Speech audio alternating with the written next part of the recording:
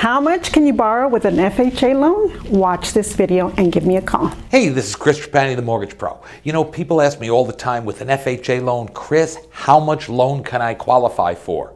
How much can I borrow? Well, it depends on a number of factors, and I'm going to go over a whole bunch of them right now.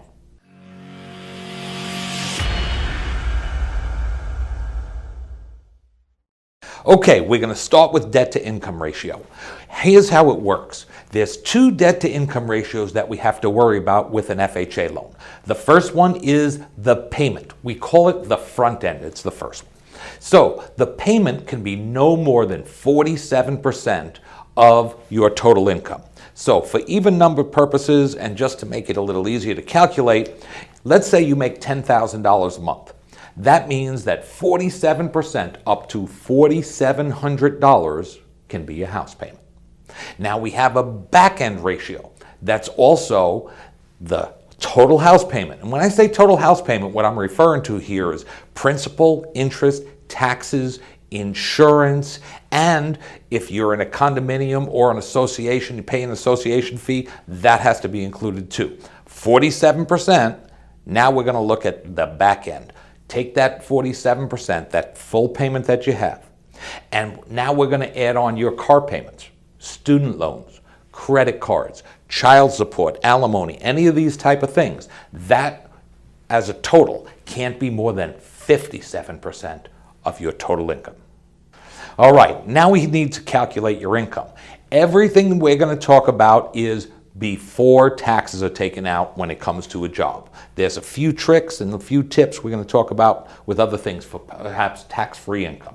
But assuming you make $5,000 a month as a salary, that's it. There's no calculation necessary. But most people actually don't get paid that way. Most people get paid hourly. Let's say you make $20 an hour. We're going to calculate, do you work 40 hours a week or do you work 37.2 hours a week, because a lot of people do that. They don't work the full 40 hours, and some people work 60 hours a week, so we're going to have to calculate overtime. But let's just assume you're working 40 hours a week to start. We start there, we're going to take $20 an hour, we'll say, at 40 hours. That's $800 a week.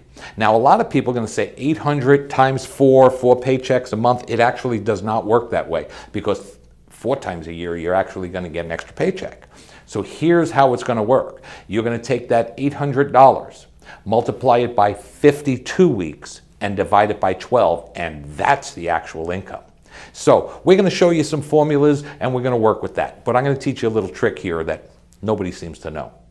Take your hourly salary, if it's $20 an hour, and if you work 40 hours a week, just multiply by 173.333. You get the same exact number. For all you mortgage professionals and real estate professionals out there, I just taught you something. A lot of people who work hourly also work overtime. How it works is we're going to take a 2-year average of your overtime. And a lot of people say, well, I don't know exactly how much I make, overtime. It changes from week to week and month to month. Well, here's what happens. We require a verification of employment. We are going to send your business, your company, a form to be filled out. It's a standard form, and it asks them, how much did you make in 2016 for overtime? How much did you make in 2017 for overtime? How much have you made so far in 2018 for overtime? And we're going to average that out, because sometimes people go into a very busy season, maybe come Christmas time. Or maybe the summertime is super busy, but you don't work overtime in the beginning of the year. This way we average it out so nobody gets shortchanged, and we don't give you too much overtime and credit for that either. Bonuses. We all like bonuses. We're going to average those too. We're going to average that over 2 years. If you get a commission, a lot of people, salespeople, their salaries and their incomes are commission driven. We're going to take a look at 2 years commission, and we are going to average it out.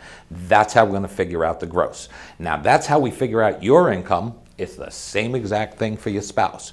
And we'll total the two together, and then we're going to start working with the 47% and 57% debt ratios. Okay, I promised I was going to talk to you about tax-free income. What is tax-free income? Well, there's a number of different things. Child support is tax-free income. Sometimes people get foster parents and they get checks from the state or whatnot. Veterans Veterans often receive income from disability. That is tax-free income. Some people receive Social Security disability or maybe even Social Security, but they don't have enough other income to have to pay taxes on it. We take this, we understand because you don't pay taxes, it's actually worth more. So what we do is on an FHA loan, we add 15% of it. What does that mean?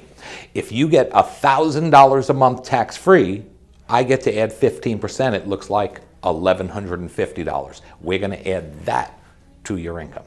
Now, what else is super important to calculate how much home you can qualify for? Well, we're going to look at your credit score.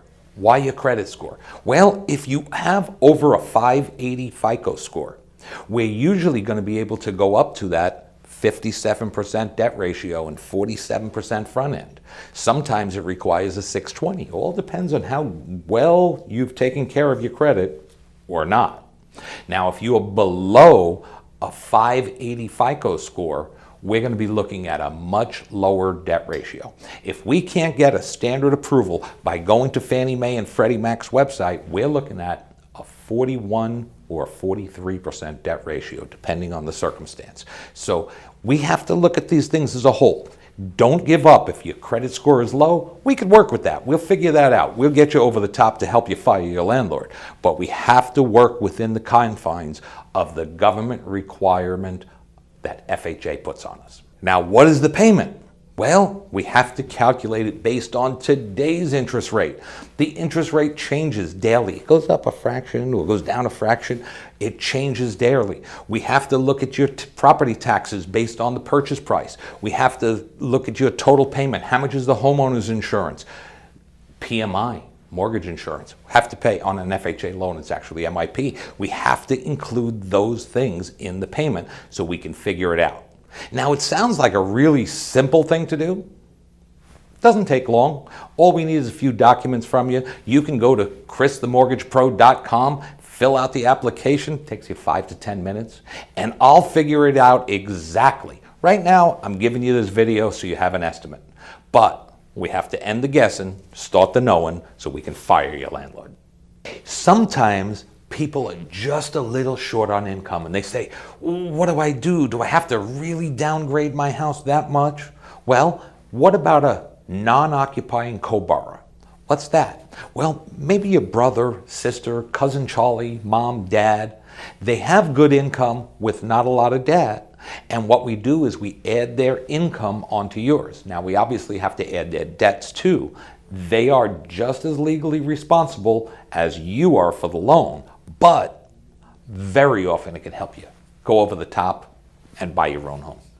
Hey, thanks for watching the video. I hope you enjoyed it. And if you want to get started today, stop procrastinating. Either call me up, 310-350-2546, or go to the website. Right here, you'll see it, fireyourlandlord.info.